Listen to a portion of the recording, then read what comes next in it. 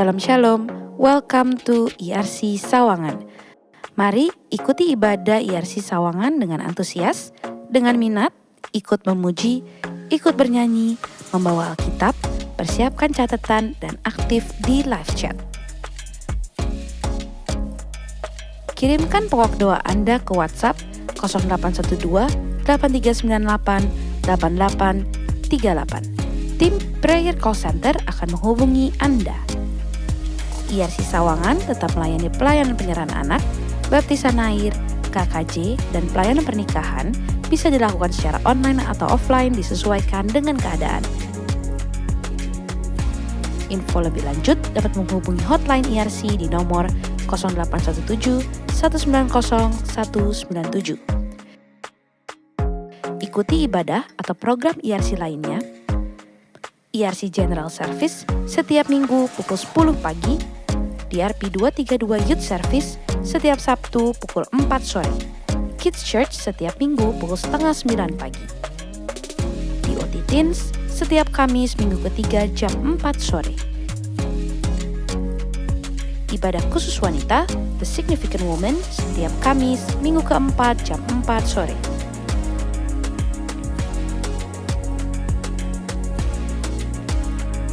Mari persiapkan persembahan umum, perpuluhan, diakonia, dan ucapan syukur yang dapat dilakukan melalui transfer bank BCA atas nama GBI Sawangan di nomor 3190 143961.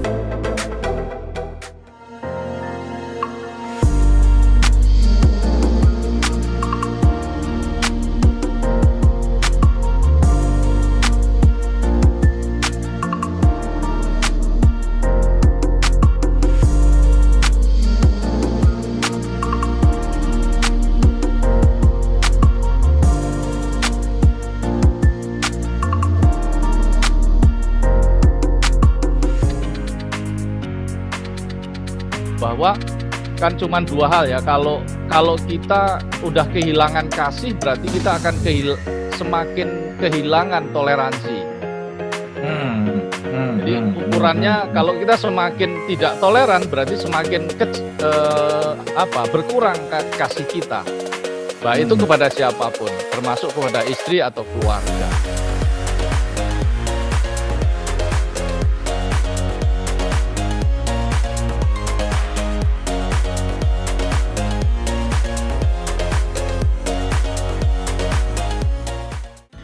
DRP 232 telah merilis single perdana Bukti yang dapat Anda nikmati di platform digital seperti Revivo, Spotify, Joox, Apple Music, TikTok, Deezer, dan Langit Music. Bagikan lagu ini untuk menjadi berkat bagi orang lain melalui media sosial Anda.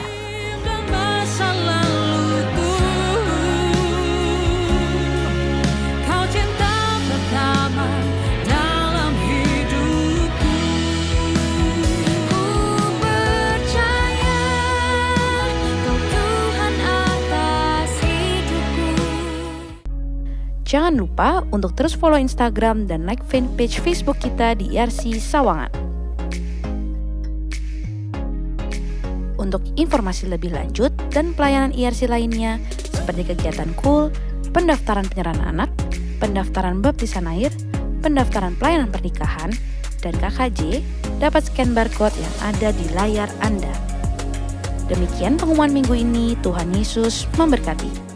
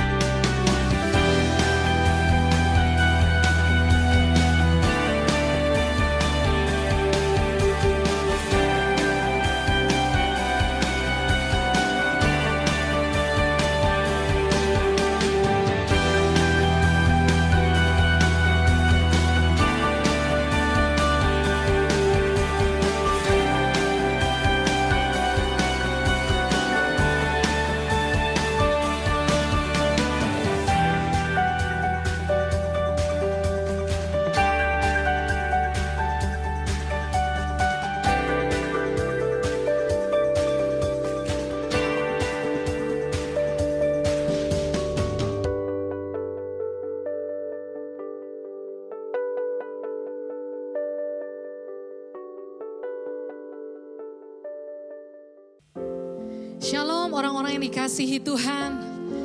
Sekali lagi shalom. Haleluya. Kita mau beribadah kepada Tuhan. Saya jemput semuanya bangkit berdiri. Kalau saudara bisa berdiri, kita mau sama-sama siapkan hati kita untuk menyembah Tuhan, beribadah kepada Tuhan. Senangkan hati Dia. Amin saudara. Haleluya. Nama Tuhan saudara, mari kita siapkan hati kita lebih lagi saudaraku. Haleluya. Iralabaya syakaralabaya ralabaya. Bapa di surga, Bapa yang baik, kami bersyukur Tuhan. Kalau saat ini kami boleh ada Tuhan, kami percaya semua karena berkat daripadamu Tuhan. Bapa terima kasih Tuhan, terima kasih Tuhan. Saat ini Tuhan kami bersatu hati Bapa. Kami ingin berdoa bagi pemimpin kami di gereja ini Tuhan Yesus. Bapak kami memberkati gembala pembina kami Tuhan. Bapak Pendeta Doktor Insinyur Niko Nyoto Raharjo beserta dengan keempat wakilnya Tuhan. Kami juga memberkati Tuhan gembala rayon kami ini Tuhan. Bapak Pendeta Insinyur Yongki Taufan Wijoyo beserta dengan kedua wakilnya. Kami juga berdoa bagi gembala kami Tuhan di IRC Sawangan Tuhan. Bapak Pendeta Muhammad Rizal Solihin Tuhan. Terima kasih Tuhan Yesus untuk pemimpin yang begitu luar biasa yang boleh Engkau berikan bagi setiap kami Tuhan. Bapak kami lepaskan berkat Tuhan bagi setiap pemimpin kami ini Tuhan. Biar Tuhan kasih karunia daripada surgawi turun mengalir tercurah Tuhan atas setiap kehidupan hamba-Mu Tuhan. Engkau yang memberkati hamba-Mu dimanapun hamba-Mu berada. Biar apapun yang hamba-Mu lakukan Tuhan Yesus boleh jadikan berhasil. Terima kasih Bapak, terima kasih. Kami juga minta kesehatan yang sempurna Engkau berikan Tuhan bagi setiap hamba-Mu Tuhan. Bila Tuhan dimanapun hamba-Mu berada Tuhan, hamba-Mu akan terus tetap boleh semangat Tuhan Yesus untuk melayani-Mu Tuhan, untuk memberitakan firman-Mu Tuhan. Terima kasih Bapak yang baik, terima kasih Tuhan. Pada saat ini juga Tuhan kami bersatu hati, kami ingin berdoa bagi bangsa dan negara kami Indonesia Tuhan. Saat ini kami katakan shalom atas Indonesia. Biar berkat damai sejahtera Allah tercurah atas bangsa kami. Tuhan kami memberkati bangsa kami dari Sabang hingga Merauke, dari Pulau Miangas hingga Pulau Rote. Semua tidak akan ada yang terlewati Tuhan. Berkat Tuhan ada atas bangsa kami. Kami tahu Tuhan saat-saat ini tidak begitu baik, tapi kami percaya Tuhan Yesus yang akan memulihkan bangsa dan negara kami. Tuhan Yesus kami berdoa bagi pemimpin di bangsa ini Tuhan. Kami berdoa bagi presiden, wakil presiden. Kami berdoa bagi para menteri serta jajarannya. Kami berdoa bagi para MPR, DPR Tuhan, wakil rakyat Tuhan. Bapak kami juga memberkati setiap kepala-kepala daerah Tuhan. Kami percaya roh yang takut akan Tuhan akan tercurah bagi pemimpin bangsa dan negara kami. Engkau yang berikan hikmat kepintaran Tuhan. Kami percaya Tuhan Yesus ada atas bangsa kami. Sebab kami tahu Engkau mengasihi bangsa kami. Terima kasih Bapak, terima kasih Tuhan. Pada Pada saat ini kami mau memulai ibadah kami Tuhan. Kami minta roh yang haus dan lapar Tuhan. Kami katakan kami mau terima sesuatu yang baru saat ini Tuhan. Kami buka hati kami buka pikiran kami Tuhan. Kami percaya Engkau ada di tengah-tengah kami saat ini dimanapun kami berada. Terima kasih Tuhan, terima kasih. Engkau yang terus berikan jemaat-Mu Tuhan kesehatan, kekuatan Tuhan. Kami percaya berkat Tuhan ada atas setiap jemaat-Mu dimanapun jemaat-Mu berada Tuhan. Terima kasih Bapak, terima kasih. Mari jemaat Tuhan yang siap untuk memuji Tuhan, menyembah Tuhan lebih lagi. Sama-sama kita katakan amin. Amin. Haleluya. Kita mau siapkan hati kita untuk menyembah Tuhan. Biar kasih-Mu mengalir Tuhan di tempat di mana kami berada. Hadirat-Mu nyata Tuhan. Dalamnya kasih-Mu Bapa, terlebih dari segalanya, pengorbanan yang termulia selamatkan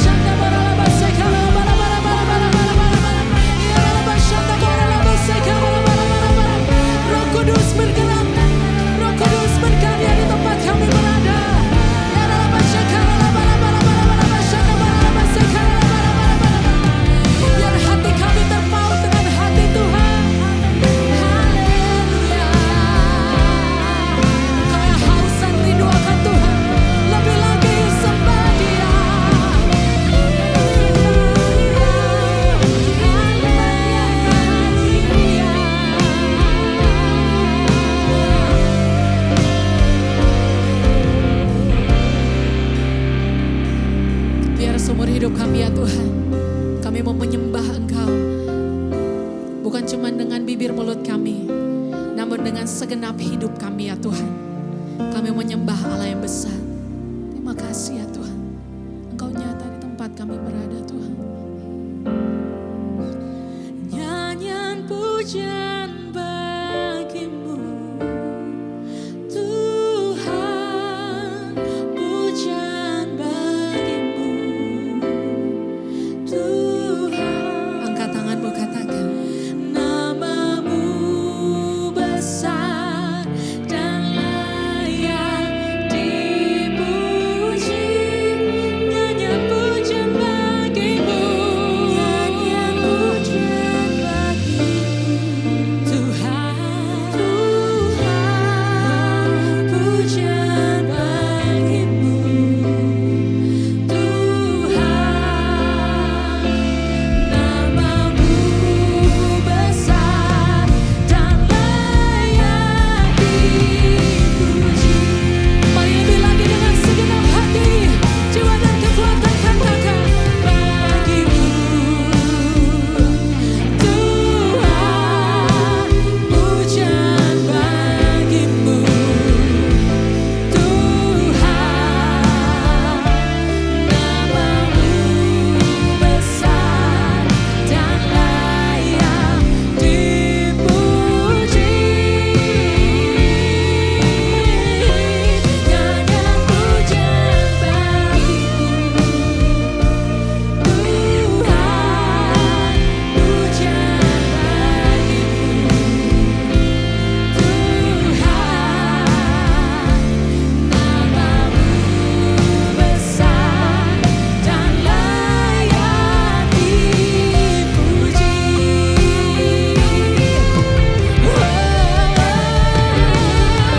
bagimu Tuhan. Namamu besar dan layak dipuji.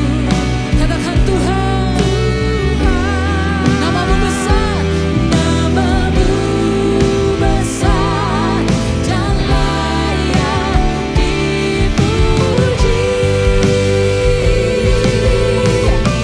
Nyanyian pujian bagimu Tuhan, pujian bagimu Tuhan. Namamu besar dan layak dipuji.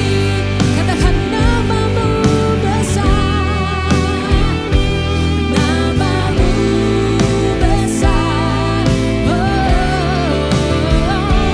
namamu besar. Lebih lagi katakan namamu besar dan layak dipuji. Berikan tepuk tangan sorak-sorai buat Tuhan. Haleluya. Hati kami penuh dengan sukacita ya Tuhan. Karena kami tahu sukacita yang lahir dari hati kami bukan ditentukan oleh keadaan sekeliling kami. Namun karena pengharapan kami di dalam Tuhan sungguh ada. Engkau sungguh baik buat setiap kami tanpa terkecuali ya Tuhan. Di dalam nama Tuhan Yesus Engkau yang menikmati kebaikan Tuhan. Sama-sama kita katakan amin. Berikan tepuk tangan sorak-sorai bagi dia. Come on. Selama-lamanya Tuhan baik dalam hidup kita, amin. Amin. Yes. Come on, sama-sama kita nyanyikan pujian ini. Hey.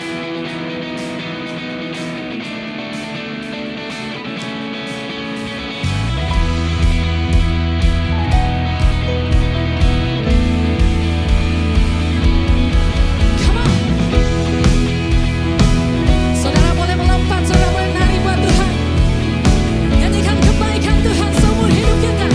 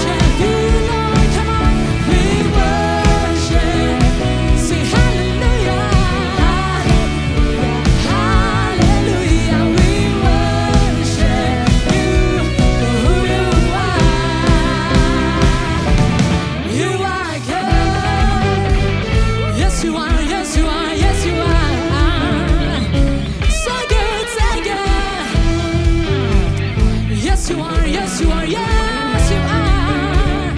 So good, you are good. Come on, all the time. Angkat tangan saudara sama-sama. Yes you are. Nyanyikan kebaikan Tuhan. You are good, all the time, all the time. Yes you are good. You are good, you are good, all the time, all the time. Yes you are good, you are good. One more time, come on. You are good, all the time, all the time. Yes you are good. Say people, people from every nation and tongue, from generation. Saudara percaya bahwa segala bangsa akan datang menyembah Tuhan. From generation to generation, we worship. Say hallelujah, hallelujah, hallelujah. We worship you for who you are.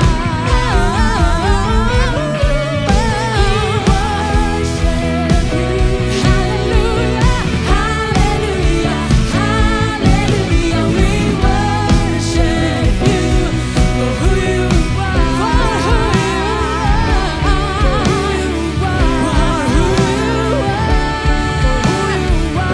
Sama-sama katakan, you are good.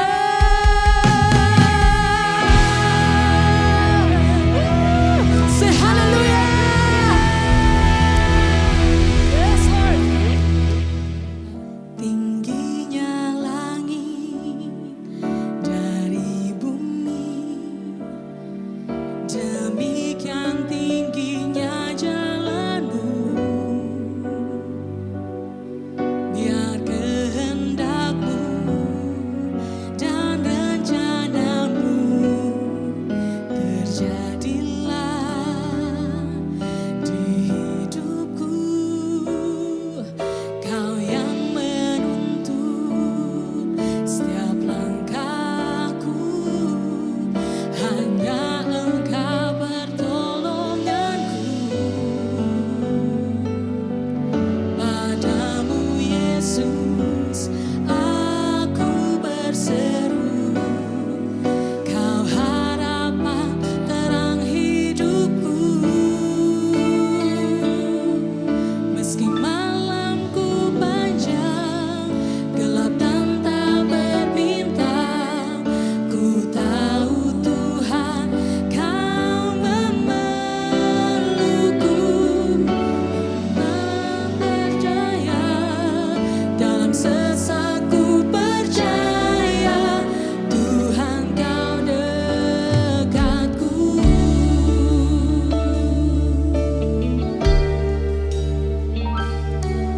Tingginya langit dari bumi, demikian tingginya jalanmu. Katakan biar kehendakmu, biar kehendakmu dan rencanamu terjadilah, terjadilah di hidupku. Kau yang menuntun setiap langkahku, hanya Engkau pertolonganku. Padamu Yesus aku berseru, Kau harapan terang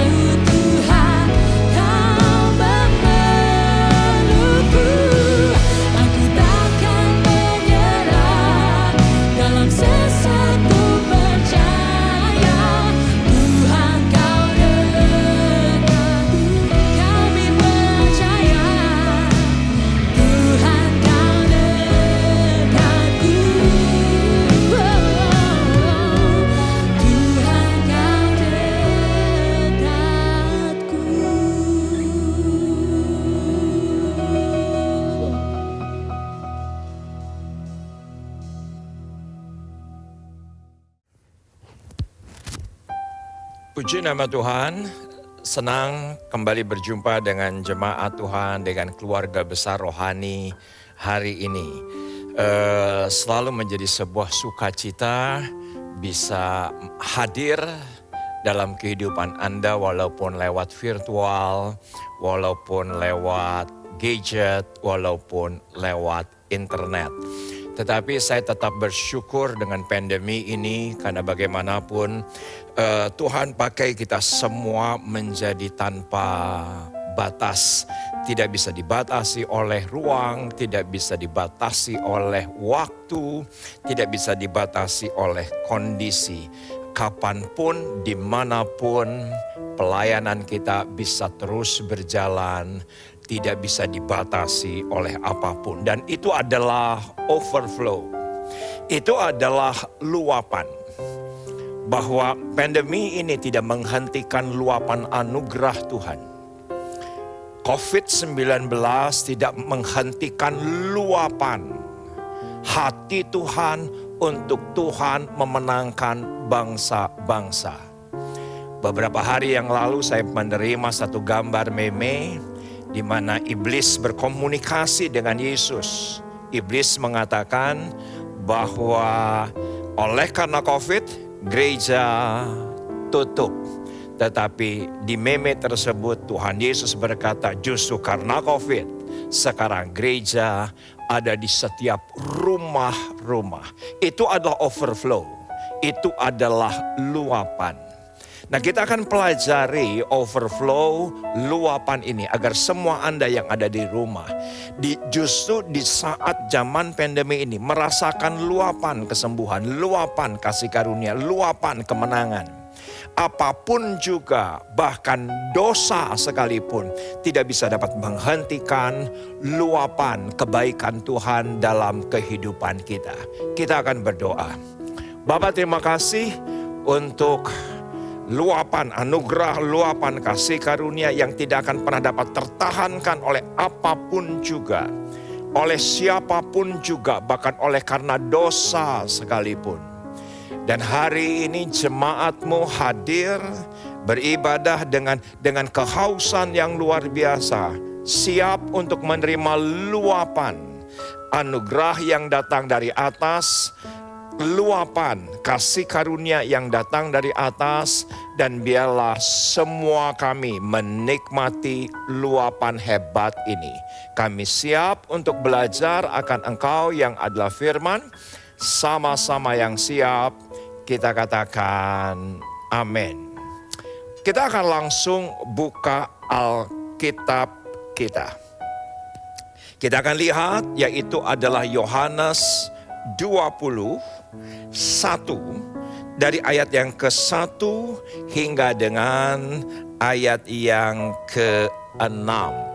Dan sebelum kita baca ayat ini, yuk sama-sama ambil live chatnya, ambil komennya. Kalau Anda beribadah setelah ibadah premier, Anda ketik demikian arti iman, yaitu adalah aku siap menerima luapan anugerah Tuhan hari ini. Perhatikan Yohanes 21 ayat 1 hingga dengan ayat yang ke-6, demikian firman Tuhan. Kemudian Yesus menampakkan diri lagi kepada murid-muridnya di pantai Danau Tiberias, dan ia menampakkan diri sebagai berikut. Di pantai itu berkumpul Simon, Petrus, Thomas yang disebut Didimus, Nathanael dari Kana yang di Galilea, anak-anak Zebedius, dan 2 orang muridnya yang lain. Ayat yang ketiga, kata Simon Petrus kepada mereka, aku pergi menangkap ikan.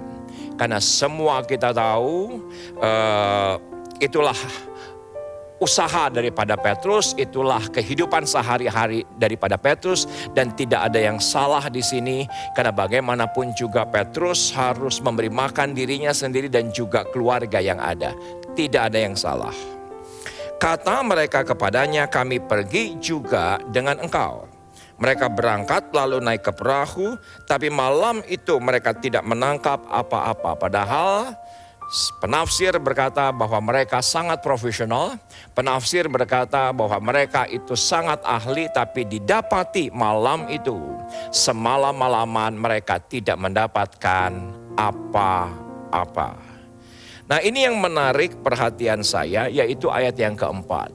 Dan sengaja slide yang akan diperlihatkan kepada Anda, kita pertebal ayat ini. Ketika hari mulai siang, Yesus berdiri di pantai. Akan tetapi murid-muridnya itu tidak tahu bahwa itu adalah Yesus. Menurut saya ini penting. Kita harus berhenti di ayat ini sebetulnya. Karena seringkali benar kita kalau melihat daripada perikop ini happy ending. Mereka mendapatkan 153 ekor ikan. Banyak orang berkata bahwa ya benar itu adalah Yesus yang menginstruksikan. Tetapi kita harus highlight ayat yang keempat ini. Sebuah kenyataan, sebuah realita pada saat itu. Para murid tidak tahu yang berkata itu adalah Yesus. Itu penting.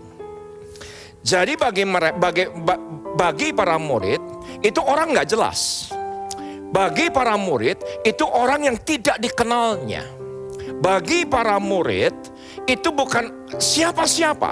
Sampai dengan ayat yang keempat. Jadi bukan apa-apa, bukan siapa-siapa, orang yang tidak dikenal, orang yang gak penting buat mereka sebetulnya. Tapi bagaimanapun juga, mereka gak tahu bahwa itu adalah Yesus. Tetapi orang yang tidak dikenal itu, orang yang tidak penting itu, bukan apa-apa dan bukan siapa-siapa, memberikan instruksi. Kata Yesus kepada mereka, "Hai anak-anak, adakah kamu mempunyai lauk pauk?" Jawab mereka, "Tidak ada." Nah, yang menarik adalah ayat yang ke-6. Ternyata orang yang tidak dikenal itu, unidentified person itu, orang yang dimana mereka nggak tahu siapa itu. Mereka nggak tahu itu Yesus, ada kemungkinan karena jarak. Karena jarak yang cukup jauh, ada kemungkinan mereka nggak melihat bahwa itu adalah Yesus. Dan apa yang terjadi? Tebarkanlah jalamu di sebelah kanan perahu, maka kamu akan memperoleh. Lalu mereka menebarkannya, dan mereka tidak dapat menariknya lagi karena banyaknya ikan itu. Dan semua kita tahu, mereka mendapatkan 153 ekor banyaknya. Posisi murid itu kenapa sampai taat kepada orang yang gak jelas? Kenapa sampai mereka mendengar perkataan dari orang yang entah berantah?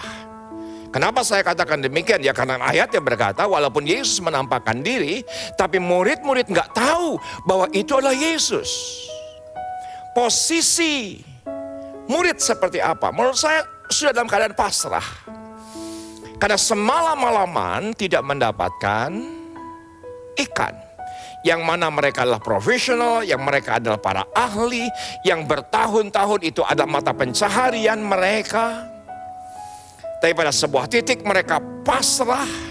Dan yang kedua, yang kita bisa pelajari daripada ayat ini, yang kedua mereka ini nurut. Tetapi ada lagi yang ketiga, yaitu mereka rendah hati. Beberapa minggu yang lalu ada satu pelajaran kerendahan hati yang saya pelajari dengan istri saya, Ibu Elsa. Di hari Senin kalau tidak salah, atau hari Senin tepatnya, saya diminta oleh keluarga sahabat saya untuk memberikan pelayanan penutupan peti di Depok. Untuk saya ke Depok itu sudah belasan tahun. Karena ya saya tinggal di Pamulang, gereja ada di Sawangan, dan jemaat gereja induk kami ada di Depok. Sekian belas tahun itu rute yang biasa kami lakukan. Bisa lewat Sawangan atau bisa lewat tol. Nanti pasar Minggu belok kanan, Margonda langsung ke gereja. Itu bukan sesuatu yang luar biasa buat saya. Itu bukan rute yang asing buat saya. Tapi ketika akan pergi kira-kira 7:30, menantu saya kebetulan Stephen tinggal di rumah, sedang menginap di rumah. "Pak, mau lewat mana?" Saya langsung berkata, ya kayaknya Sawangan aja. Karena kalau lewat tol jam segini pasti banyak orang yang akan pergi untuk berkantor. Oke, Stephen bahkan meneguhkan, "Iya Pak, tol sekarang banyak jalan berlobang." Tapi nggak tahu kenapa, ketika saya duduk, istri saya menggunakan Google Maps. Dan istri saya berkata, "Pak, kita nih nggak tahu nih.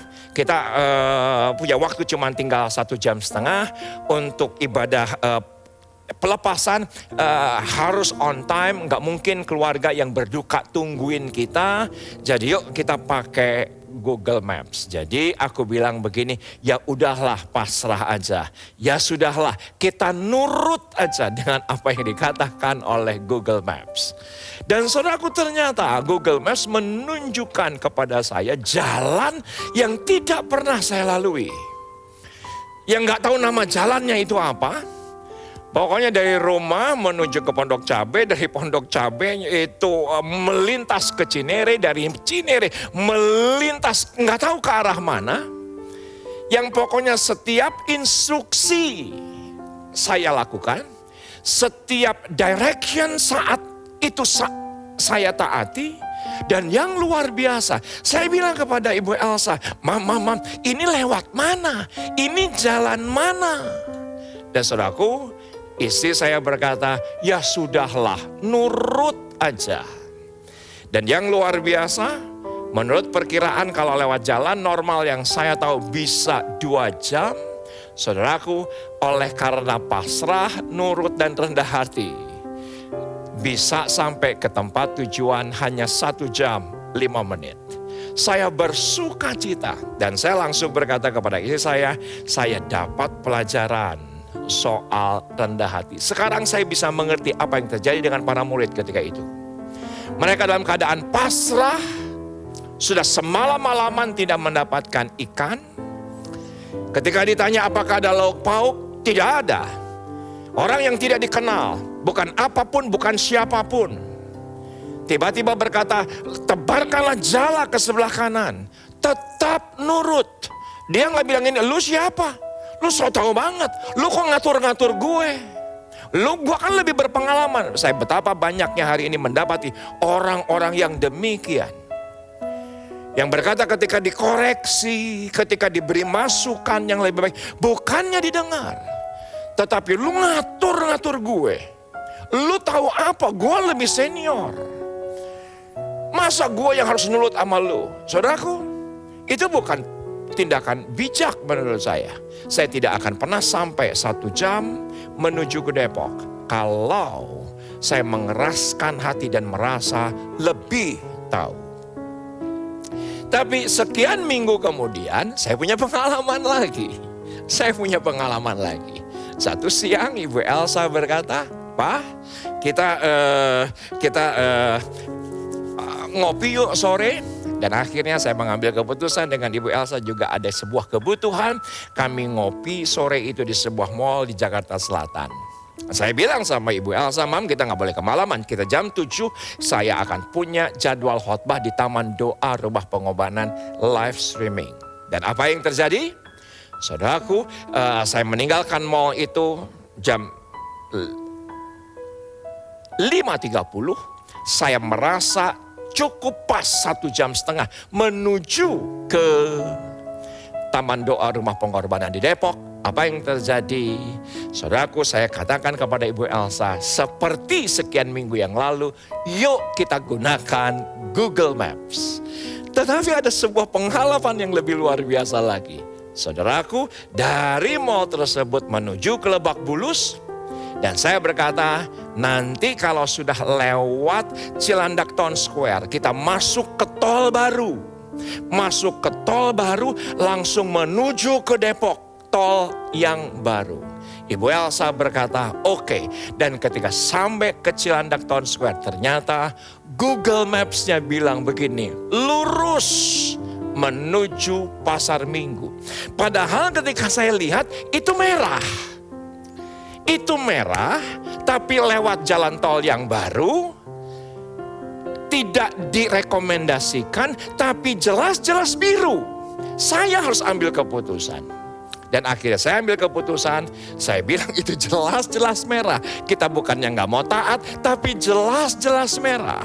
Saudaraku, apa yang terjadi? Saya ambil ke kiri dan ambil jalan tol baru. Saudaraku, Anda tahu? Ternyata Google Maps yang ngasih tulisan di bawahnya, unknown road. Jadi Google Maps yang nggak tahu bahwa itu ada jalan baru. Gitu ceritanya. Ketika sampai, ternyata, Pak, ini jalan tol baru, ya benar lancar. Tapi kan kita tahu di ujungnya nanti kita keluar menuju ke Depok, itu kita harus lewati jalan yang macet. Dan apa yang terjadi? Ternyata Google Maps-nya bisa mendeteksi kembali itu jalan, diinformasikan kamu harus keluar jalan daripada gate Andara. Dan apa yang terjadi? Kita ikuti jalannya pada sampai sebuah titik.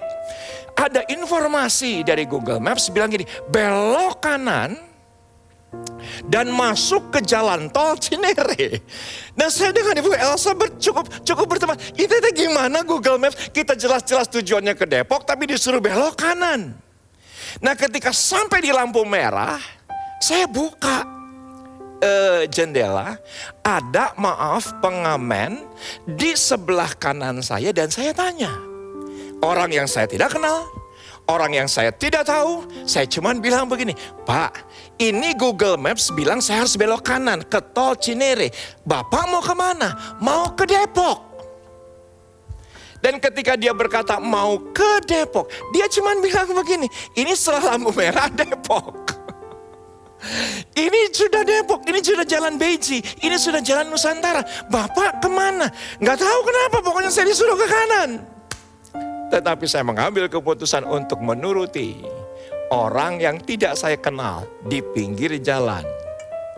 Orang yang saya tidak tahu. Mungkin saja dia salah, tetapi ketika kita pasrah, kita nurut, kita rendah hati. Saya tahu persis semua Anda akan sampai pada tujuan ilahi dalam kehidupan kita. Nah, perhatikan dari mana overflow-nya. Dari mana konteks overflow-nya? Perhatikan tangan saya ketika mereka lepaskan jala ke sebelah kanan. Siapa yang setuju dengan saya, itu ikan 153 ekor enggak janjian. Ada di satu tempat di mana jala itu ada. Tidak mungkin. Kenapa? Karena semalam-malaman mereka sudah tidak mendapatkan ikan. Tapi ketika mereka dengan rendah hati, nurut, pasrah, mengikuti apa yang diperintahkan, jala itu ketika ditebar ke sebelah kanan. Tolong lihat tangan saya. Saya berani bilang bahwa itu ikan tiba-tiba janjian ngumpul satu demi satu. Dan mereka sampai pada jala. Dan ketika diangkat 153 ekor ikan. Itu adalah kekuatan daripada kerendahan hati. Kita akan tutup. Kita akan lihat di bagian ini. Yehezkiel 47. Yehezkiel 47. Sungai yang keluar dari bait suci.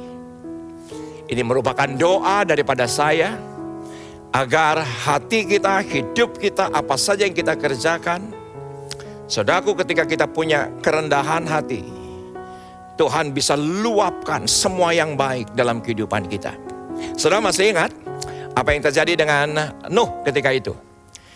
Karena dengan pasrah, nurut, rendah hati, mengikuti apa yang Tuhan perintahkan untuk membuatkan bahtera.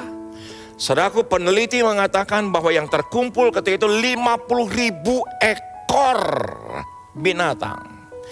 Baik yang melata, baik yang di udara. Siapa yang sepakat dengan saya? Hanya dengan kerendahan hati Nuh, itu yang namanya binatang ngumpul sendiri. Nggak mungkin Nuh 50.000 ekor binatang dia buru. Tidak mungkin. Pasti ngumpul sendiri. Saudaraku, itu adalah overflow. Saya berdoa, saudara sungguh-sungguh mengalami berkat Tuhan yang luar biasa, di mana Tuhan yang kirimkan itu sendiri dalam kehidupan kita. Saudaraku, tulis di chat saat ini, tulis di komen saat ini, biarlah hidupku menjadi jala yang terbuka. Dan berkat Tuhan mengalir, meluap ke dalam kehidupanku. Kita lanjutkan. Sungai yang keluar dari bait suci, Yehezkiel 47, tentunya overflow. Karena posisi daripada bait suci, posisi daripada Yerusalem itu adalah sekitar 300 meter di atas permukaan air laut. Kalau ada titik nol daripada permukaan air laut, kira-kira 300 meter di atas permukaan air laut. Pastinya ketika sungai itu mengalir dari bait suci, dari Yerusalem, itu pasti overflow, mengalir. Kemudian ia membawa aku kembali ke pintu bait suci dan sungguh ada air keluar dari bawah ambang pintu bait suci itu dan mengalir menuju ke timur, sebab bait suci juga menghadap ke timur dan air itu mengalir dari bawah bagian samping kanan dari bait suci itu sebelah selatan mezbah. Yang menarik perhatian saya, kemana sungai itu mengalir? Dan itu sangat penting untuk kita pelajari, yaitu ayat yang ke-8. Di mana ketika sungai itu meluap, benda-benda mati menjadi hidup. Sesuatu yang ajaib Tuhan kerjakan, yang tidak mungkin menjadi mungkin. Kemanapun air itu mengalirkan, ada kesembuhan, ada kemuliaan. Dan ternyata air itu ayat yang ke-8. Ia berkata kepadaku, sungai ini mengalir menuju wilayah timur dan menurun ke arah Yordan dan bermuara di Laut Asin, air yang mengandung banyak garam dan air itu menjadi tawar. Sehingga kemana saja sungai itu mengalir, segala makhluk hidup yang berkeriapan di sana akan hidup. Ikan-ikan akan menjadi sangat banyak, sebab kemana saja air itu sampai, overflow, air laut di situ menjadi tawar, dan kemana saja sungai itu mengalir, semuanya di sana menjadi hidup. Saudaraku, rendah hati tampaknya lemah, ya, tetapi sangat kuat. Terlihat sepertinya di bawah, tetapi sesungguhnya ada di atas. Hati-hati, semakin hari ada seorang hamba Tuhan berkata, ini adalah deceive era. Apa itu deceive era? Yaitu adalah di mana momen-momen, di mana era, di mana momentum yang segala sesuatunya menipu. Segala sesuatunya menipu. Tapi biarlah kebenaran hari ini kita tidak tertipu. Ya, kerendahan hati itu sepertinya kita lemah, padahal kita kuat. Kerendahan hati itu sepertinya di bawah, tapi sesungguhnya kerendahan hati itu di atas. Itu penting. Yang pertama yang saya bisa pelajari, orang yang rendah hati pasti akan belajar terus. Karena dia merasa belum pandai. Ketika ada masukan, ketika ada koreksi, dia akan terus belajar. Ya benar, tidak semua yang koreksi atau kritik atau masukan kita harus terima, kita juga harus timbang. Tetapi hati kita itulah yang penting. Ketika sikap hati kita benar di hadapan Tuhan, bahwa kita mau terus rendah hati, mau terus belajar, maka menurut saya orang yang rendah hati, sikap yang pertama adalah karena dia merasa tidak pandai, karena dia merasa tidak pintar, dia akan terus belajar. Saya tadi berkata bahwa ini deceive era, ini deceive moment, hati-hati. Sepertinya kita tahu, sepertinya kita bisa, sepertinya kita mampu, padahal segala sesuatu sudah berubah. Hati-hati, ini era yang sangat membuat banyak orang Kristen, bahkan gereja, tertipu. Nanti aja gak usah bikin online. Susah. Dulu kan kita ribuan orang. Nanti sebentar lagi juga dibuka lagi. Nanti juga sebentar onsite lagi. Padahal semua kita tidak tahu. Saudaraku, yang lama tidak akan pernah kembali lagi. Dan saya tahu persis ada seorang hamba Tuhan yang juga pemilik perusahaan yang sangat terkenal 5-10 tahun yang lalu. Dia berkata kepada saya, Kang, yang namanya setiap bulan cuma perusahaan. Pegang 100-200 miliar biasa. Pegang yang namanya cash flow, penjualan per bulan 200-300 miliar itu mah biasa. Tetapi ketika saya dapati hamba Tuhan dan juga sahabat saya yang juga sekaligus pengusaha, ternyata harus melego semua aset. Melego semua aset. Dan apa yang terjadi ketika saya tanya, apa yang salah? Ternyata dia bilang begini, kesalahan terbesar kami tidak mau belajar dari penjualan yang semula offline, sekarang online.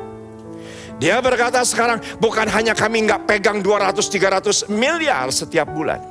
Sekarang kami sudah menyatakan bahwa perusahaan kami bangkrut. Kenapa? Karena tidak mau belajar. Saya berdoa jemaat Tuhan, kita harus menyesuaikan diri. Lemesin aja. Lentur dengan keadaan. Kalau memang zamannya seperti ini. Kita yuk cepat belajar, cepat buka diri, cepat baca buku. Cepat mendengar. Jangan merasa hebat, jangan merasa sok tahu. Tidak akan pernah. Justru orang-orang yang menganggap rendah hati itu rendah. Rendah hati itu lemah. Rendah hati itu nanti kita diinjak-injak. Saudaraku, justru ini adalah deceive moment. Di mana banyak orang yang tertipu. Yang mana mereka merasa, enggak 5 tahun yang lalu saya bisa. 10 tahun yang lalu saya tetap bisa bertahan. Ini zaman sudah berbeda. Tidak akan pernah kembali lagi dengan masalah. Mungkin ada di antara Anda, oh enggak apa-apa, hari ini saya masih oke kok. Pembeli masih datang, hari ini tenang kok, jemaat masih datang. Tetapi Anda harus mengerti, jemaat atau pembeli yang datang hari ini bagaimanapun juga, umurnya akan terus bertambah dan digantikan dengan generasi yang baru. Di mana mereka tidak lagi menyukai yang namanya offline. Mereka akan tetap bertahan dengan online. Gereja harus siap, Anda juga harus siap. Pada saat kita merasa tidak perlu belajar. Perhatikan ini. Saat itulah justru kita juga perlu belajar banyak. Arti akan kerendahan hati. Iya. Justru ketika kita merasa tidak perlu belajar, justru pada saat itulah kita harus belajar banyak mengenai kerendahan hati. Saya sungguh alami dalam 12 bulan terakhir ini. Kalau saya gak mau lagi belajar, gak mau lagi terbuka, saya tahu itu bukan persoalan apakah saya malas atau tidak. Itu persoalan kerendahan hati. Yang kedua, orang yang rendah hati disukai oleh banyak orang. Seperti Yesus sendiri. Seperti Yesus sendiri. Ia dikasihi oleh Allah dan dikasihi oleh manusia. Kita belajar kepada Rut. Rut 2 mengatakan bahwa ketika Rut bilang kepada Naomi, aku akan ngambil jelai. Aku akan ke padang. Dan ternyata kebetulan ternyata itu adalah milik daripada Boas. Ayat yang di bawahnya berkata, ketika Boas sampai di ladang, dia berkata apa? Dia bilang begini kepada semua pekerjanya, bahwa Tuhan memberkati engkau. Betapa rendah hatinya seorang namanya Boas. Dia yang pemilik ladang, dia bos, tapi punya akhlak yang luar biasa mulia. Bukan bawahannya terlebih dahulu, tetapi dia yang terlebih dahulu berkata, Tuhan memberkati engkau. Itu adalah akhlak ilahi. Dan semua kita mengerti dari kehidupan seorang Boas. Lahir Obed, lahir Isai, lahir Daud. Ujungnya Yesus yang menjadikan Anda dan saya diselamatkan. Itulah overflow. Dari seorang Boas mengalir aliran ilahi. Jangan pernah merasa mulia dengan merendahkan orang lain. Jangan merasa kita lebih tinggi ketika kita merendahkan orang lain. Jangan kita merasa lebih hebat dengan kita mencibir keberadaan orang lain. Karena kemuliaan akan dimiliki oleh mereka yang rendah hati. Orang yang rendah hati akan mudah bergaul. Orang yang rendah hati akan disukai oleh banyak orang. Orang yang rendah hati akan mudah lobbying akan dibuka, networking akan dibuka. Segala sesuatu akan dibuka, pertemanan akan dibuka. Dan kalau boleh saya bersaksi satu hal hari ini. Kalau saya ada sebagaimana saya ada hari ini. Saya tidak punya harta banyak. Tapi saya punya teman banyak. Saya punya teman banyak. Dan menurut saya harta di hari terakhir justru di hari pandemi bukan sekedar uang. Yaitu pertemanan, yaitu persahabatan. Dan dibutuhkan kerendahan hati. Jangan anggap dirimu paling mulia. Enggak, saya paling bisa, saya paling senior, saya yang paling dipakai Tuhan. Saudaraku, yang namanya networking akan tertutup. Bukankah Alkitab dengan jelas berkata, tidak baik engkau seorang diri saja. Karena bagaimanapun tidak ada yang pernah orang berhasil sendirian. Kita membutuhkan orang lain. Yang ketiga, kita akan pelajari. Orang yang rendah hati pasti dapat mengendalikan dirinya. Walaupun dia merasa benar, walaupun dia merasa hebat, walaupun dia merasa berpengalaman, dan lebih mementingkan kepentingan bersama. Seperti ketika para murid ketika itu tidak mendapatkan ikan semalam-malaman. Kalau dia mementingkan dirinya sendiri, nggak pusing, keluarga saya nggak makan juga nggak apa-apa. Nggak perlu nurut, ini orang nggak jelas. Bukan apa-apa dan bukan siapa-siapa, ngapain nurut orang nggak jelas. Saudaraku, kita tidak akan pernah sampai untuk kepentingan bersama. Itu memuliakan nama Tuhan. Saya mengucap syukur, saya ketemu dengan orang yang tidak jelas di perempatan lampu merah. Saya bertanya, ini Google Maps harus ke kanan. Cinere, Depok di mana? Untung saya nurut. Dan ketika saya nurut, apa yang terjadi? Maka kepentingan bersama saya bisa datang on time. Tidak terlambat dan akhirnya memuliakan nama Tuhan. Orang yang rendah hati pasti dapat mengendalikan dirinya. Pasti bisa mengendalikan dirinya. Karena dia tahu bahwa kekuatannya terbatas. Dia tahu bahwa kekuatannya tidak seberapa. Yang keempat, orang yang rendah hati selalu mengucap syukur dalam segala hal dan mengandalkan Tuhannya. Karena kita tahu bahwa semua datang dari atas, tidak ada yang baik dalam kehidupan kita. Tidak ada yang mulia dalam kehidupan kita. Tetapi biarlah kita tetap rendah hati. Dan Anda harus chat slide ini. Walaupun ini bisa di capture, tapi tolong diketik. Supaya ketika Anda mengetik, itu ada kekuatan daripada kerendahan hati yang mana Yesus adalah contoh daripada kerendahan hati yang luar biasa. Dia mau melayani sama seperti manusia, meninggalkan kealahannya untuk menjadi sama seperti manusia. Perhatikan, kesalahan yang membuat kita rendah hati itu lebih baik. Bukan saya berkata saya mentolerir dosa. Tapi bagaimanapun juga dalam kehidupan pasti ada ketidaksempurnaan. Ketidaksempurnaan, saya tidak mentolerir dosa. Ketidaksempurnaan akan membuat kita rendah hati. Itu lebih baik daripada sebuah pencapaian, sebuah keberhasilan yang membuat kita sombong. Yang membuat kita sombong. Dengan pelayanan gereja online, setiap minggunya saya review. Saya tuh bersyukur kepada Tuhan kalau ada yang gak sempurna. Kenapa? Justru supaya gak sombong. Saya tuh bersyukur kalau ada segala sesuatu kesalahan, ketidaksempurnaan, keterbatasan. Saya bersyukur walaupun saya berusaha untuk memberikan kepada semua Anda pelayanan production konten ini sempurna. Tapi saya kadang-kadang bersyukur. Bukan karena pencapaian demi pencapaian. Yang saya syukuri terhadap kesalahan dan keterbatasan. Itu pun kita harus bisa syukuri. Karena dengan orang yang rendah hati, dia akan terus belajar. Harus dibedakan orang yang rendah hati dan rendah diri. Saya tidak akan berpanjang lebar untuk membahas mengenai rendah diri, tetapi Anda bisa foto dan saya sengaja untuk menuliskan pemaparan apa sih rendah diri itu. Rendah diri sama dengan minder, yang tidak punya prinsip. Orang minder gak punya prinsip. Pasti gak punya prinsip. Tidak ada keteguhan. Justru orang rendah hati punya keteguhan. Dia akan menjadi orang yang ragu-ragu senantiasa. Tidak tegas, bingung, selalu merasa kalah dengan yang lain. Dan tidak memiliki motivasi untuk belajar dan berkembang. Masuk ke zaman online, minder. Karena gak punya alat.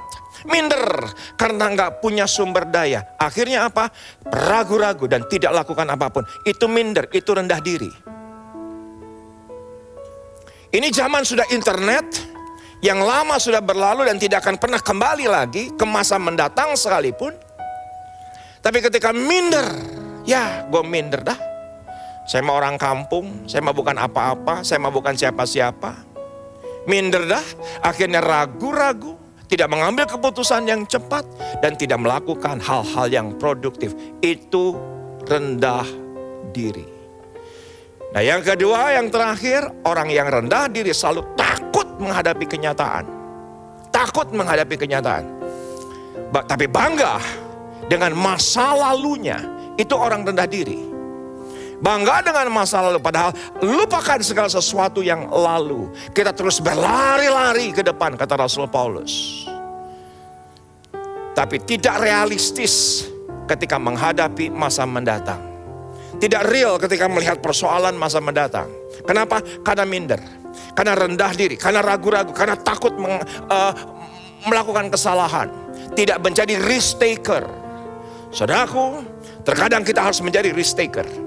Kita menjadi orang-orang yang berani mengambil resiko. Berani mengambil resiko. Ketika gereja online ini diadakan, ketika kita bangun sedemikian rupa, kami harus jual aset. Yang penting kami harus jual untuk membangun online. Saya tahu itu beresiko. Tapi harus ada orang-orang yang berani mengambil resiko. Karena kita mau terus belajar dan rendah hati. Melakukan apa yang Tuhan inginkan dalam kehidupan kita. Saya tahu persis, pelajaran hari ini sangat luar biasa. Sangat memberkati kita. Dan di akhir ibadah ini yuk sama-sama live chat. Dan Anda katakan, aku hari ini biarlah didapati Tuhan menjadi orang yang rendah hati. Kita berdoa. Bapa, terima kasih untuk pengajaran yang luar biasa hari ini. Engkau tunjukkan kemuliaan-Mu. Gak apa-apa sepertinya kami dalam keadaan lemah, tapi sesungguhnya kami kuat. Gak apa-apa dianggap orang kami rendah, tapi sesungguhnya di hadapan Tuhan kami ditinggikan. Tidak apa-apa kami disepelekan, tapi Tuhan yang permuliakan. Bapa, Engkau berikan hati yang benar kepada seluruh jemaat-Mu hari ini. Yang sangat diberkati oleh Tuhan luar biasa. Dan luapan kasih karunia, mukjizat, kekayaan berlimpah-limpah dalam kehidupan kami. Amin. Puji Tuhan. Yuk sama-sama kita bergegas untuk menabur. Jangan tunda. Dengan segala kerendahan hati, taburan Anda sangat berarti untuk pelayanan gereja ini. Saya sebagai hamba Tuhan, sebagai gembala sidang, sebagai leaders daripada gereja ini dengan rendah hati berkata bahwa setiap taburan Anda sangat berarti untuk kelanjutan pelayanan di gereja ini. Yang kami akan gunakan dengan tata kelola yang benar dan semua untuk tujuan untuk kemuliaan nama Tuhan. Kita berdoa. Bapa, kami bersyukur atas rahmat, kasih, dan anugerah yang Kau nyatakan dalam kehidupan kami. Engkau yang telah memberkati kami dengan cara-Mu yang ajaib.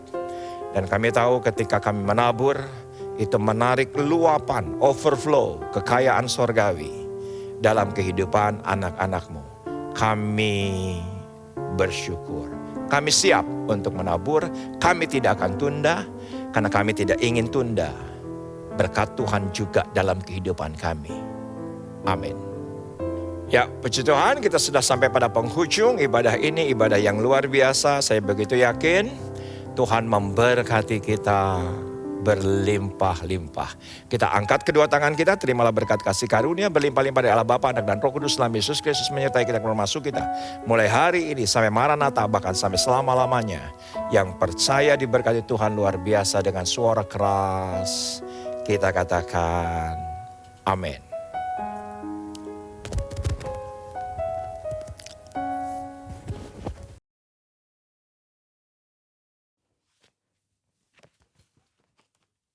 Halo, shalom semuanya. Di dalam Voice of Pentecost hari ini, kita akan membahas tujuan Allah memberi berkat. Kebanyakan orang Kristen kalau mendapat berkat, akan mengucapkan haleluya. Tetapi ketika mendapatkan yang tidak enak, bisa mengucapkan, "Aduh, mengapa begini Tuhan?" Pertama-tama, kita harus mengerti terlebih dahulu arti dari berkat. Menurut Kamus Besar Bahasa Indonesia, berkat adalah karunia Tuhan yang membawa kebaikan dalam hidup manusia. Definisi ini menjelaskan bahwa berkat datang dari Tuhan untuk manusia. Di dalam Perjanjian Lama, berkat Tuhan digambarkan secara umum sebagai pemenuhan kebutuhan jasmani, seperti buah kandungan yang subur, hasil bumi dan hasil ternak yang berlimpah, usaha dan pekerjaan yang lancar, posisi dan tanggung jawab yang meningkat, juga area yang bertambah luas. Kitab Habakuk membuat pengertian yang lebih luas mengenai apa itu berkat. Berkat Tuhan yang ditekankan di dalam kitab Habakuk adalah mengenai keselamatan dan kekuatan yang Tuhan berikan walaupun ada di dalam keadaan yang tidak baik. Karena di tengah-tengah keadaan yang tidak sesuai dengan harapan manusia, Tuhan tetap menyelamatkan dan memberi kekuatan. Setelah mengetahui definisi berkat, kita akan mengerti tujuan dari suatu berkat. Yang pertama, berkat menyadarkan orang akan sang sumber berkat. Kita percaya Tuhan adalah satu-satunya pihak yang dapat membuat dan menciptakan berkat. Dan tidak ada satupun pihak lain yang dapat menciptakan berkat. Yakobus 1 ayat 17. Setiap pemberian yang baik dan setiap anugerah yang sempurna datangnya dari atas. Yang kedua, berkat membuktikan kedaulatan Tuhan. Sebagai sumber berkat, Tuhan adalah pihak yang dapat memutuskan dan menentukan kepada siapa berkat itu akan diberikan. Bilangan 23 ayat 20. Yang ketiga, berkat membuktikan pemeliharaan Tuhan. Tumbuhan dan hewan sebagai bahan makanan bagi manusia yang kita nikmati, dan hujan yang turun dari langit untuk memungkinkan hal tersebut tumbuh adalah hasil kemurahan Tuhan bagi pemeliharaan hidup seluruh umat manusia di muka bumi ini. Berkat menunjukkan dan membuktikan betapa baiknya Tuhan bagi umat manusia. Yang keempat, berkat Tuhanlah yang membedakan kehidupan orang benar dengan dunia. Hal yang membedakan antara orang yang bersungguh-sungguh beribadah kepada Tuhan dengan yang tidak adalah mereka akan menerima berkat kekuatan, pemeliharaan, dan keselamatan untuk mengatasi masalah.